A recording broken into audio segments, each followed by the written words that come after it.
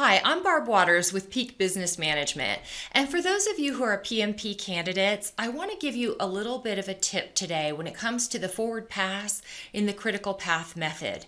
Now, you may be studying and feel like you're really prepared for the exam, but it's possible that you could only be studying using one of two possible methods, the one method or the zero method.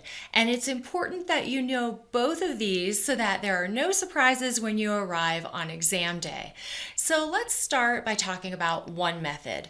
With one method, the first activity in the path begins on day one, and the way you count is, in our example, we have an activity that is 10 units. We'll just call it days. And the way we would count is 1, 2, 3, 4, 5, 6, 7, 8, 9, 10. So this activity would be 10 days in duration. It starts on day 1 and ends on day 10. And of course, we're talking about early start, early finish.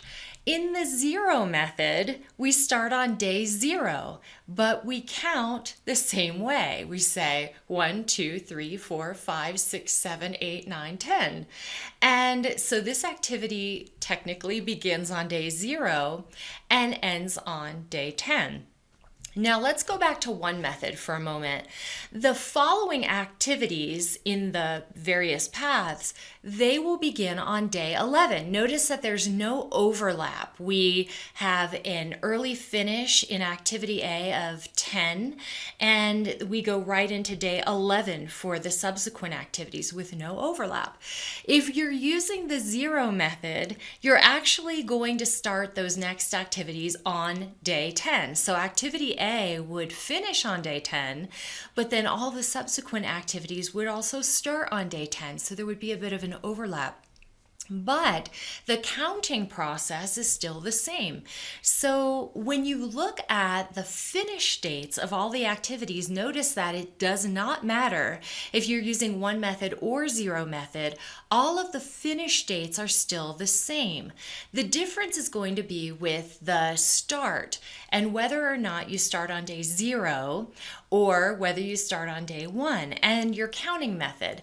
Now, a lot of people like to take the one method and simply take the duration. So for instance, in activity D, we would start on day 11 and we would count and end up finishing on day 35. And so it's a little confusing because the duration of activity D is 25. Wouldn't you take 11 plus 25? That gives you 36. So with one method, an easy thing you can do is just take your start, add the duration, and subtract 1. That's an easy shortcut. Whereas with zero method, notice there's no need to subtract. So you would just take the start of activity D, day 10, and add 25, and you would end up with 35. So the most important thing to know is which of these methods is being used in the example that you're seeing on your exam, and to follow up accordingly.